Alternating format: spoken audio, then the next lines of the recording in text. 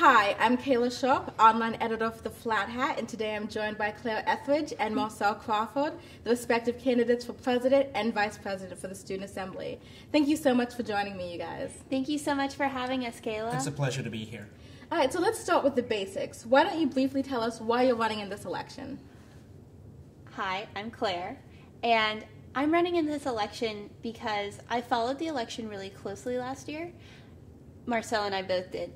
And we noticed that there wasn't a lot of focus on issues. There were 3 candidates, and all of them seemed to have the same issue-based platforms.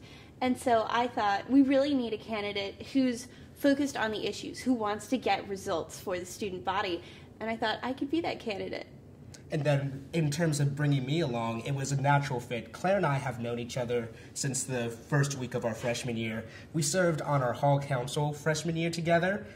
When I was an RA in Ludwell, she was one of my residents. She served as hall council president, and I served as one of the committee chairs. Same thing over this previous summer. She was hall council president. I served as one of her committee chairs. We have a very good working relationship as well as a friendship, which I think will help us to learn how to talk about the issues and work effectively together. All right, so you two have previously stated that you hope to change the lack of visibility within the Student Assembly. How exactly would you two go about doing this? I think, especially when I started looking into running for Student Assembly, there was a complete and total lack of information. Their website was down for at least 2 months while they were redesigning, and now that the new website is up, they uploaded everything on January 25th, and they haven't updated anything since. So what Marcell and I would do is we would have essay agendas available to the student body before student assembly meetings happen. So you would be able to check the agenda and say, this is relevant to me. I should go to this meeting. I'm going to participate in student assembly as a student. And just in general, making information more accessible and making the meeting notes accessible as soon as the meeting happens. Absolutely. Student assembly transparency is one of our 4 main pillars. It's something that we see a huge lack in right now, and we know that we have the tools to be able to improve that, and we can speak further to that if you'd like later. All right, your platform targets 4 main problems: diversity, community engagement, transparency, and physical and mental health. So would you guys mind explaining why you chose these specific aspects and how they'll shape your presidency if elected? Sure. So physical and mental health is our first pillar.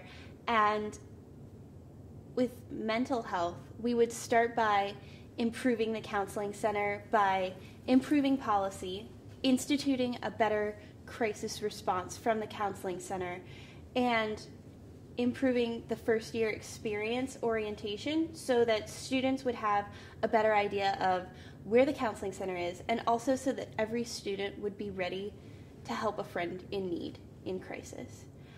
With physical health, we want to invest in a very small satellite workout center in OTP because we have the space, and it would just make physical fitness so much more accessible to Old Campus, which would be really great for the student body. We'd also like to promote campus trails, which we have on-campus trails, but maps of those aren't readily available, so students can't use them as much. Absolutely. The next pillar that we have is going back to the student assembly transparency. And there's a number of things we specifically want to do. As Claire mentioned earlier, we want to make the agendas available to students beforehand so that people know what the student assembly is actually doing, and they're not finding about initiatives that happened 2 days ago and then were published in a Flat Hat article or something like that. It doesn't make sense for our student assembly to pass legislation and then people hear about it without being able to put in a voice or an impact. We also want to make our general body meetings open up to more members of the student body. And we believe that will raise the level of accountability of those senators and other members of the Student Assembly in terms of the legislation that they're presenting as well as their focus on the students. We understand the importance of going into closed sessions for some discussions and moving into voting procedures and stuff like that, but having completely closed off meetings and not advertising that meetings are available to students, I think really hurts Student Assembly. Additionally, we would like to work more to promote the social media presence of Student Assembly. Right now, they're doing the Student Assembly 100 Days campaign on Facebook and Twitter and other social media sites. But outside of that, I don't want to see student assembly restricting it to just 100 days in a year. I want us to be giving periodic and continuous updates about all the things that are happening in the assembly and how that affects the students. Lastly, we want to change the gender pronouns within the Constitution and the Code to be gender neutral. I believe it was back in April of 2014, right, when Colin and Kendall were initiated, that the Student Assembly actually passed an initiative to do this. But if you go onto their website today, it is still using personal pronouns. And to be specific, they are using male gendered personal pronouns. They only use the word he, and I think that's a problem. In 2015, we should not be doing that.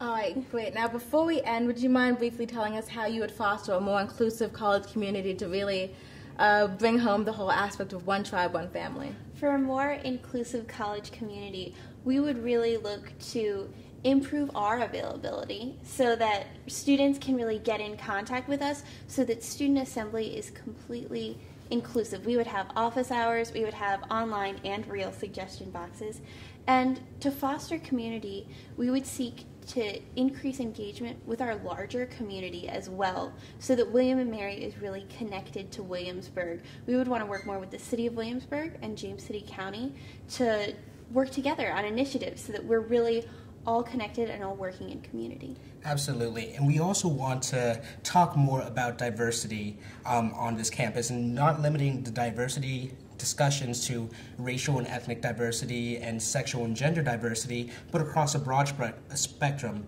We want to work, of course, to talk more about LGBTQIA issues, and so we would like to promote the prominence of the Department of Diversity within the Student Assembly Executive, work more with organizations such as Lambda in terms of programming, emphasize multicultural and social issues weeks so that we can get campus organizations that talk about these issues and provide a forum for them to give information and to do events, and have that sponsored by our organization, which has the resources to do so.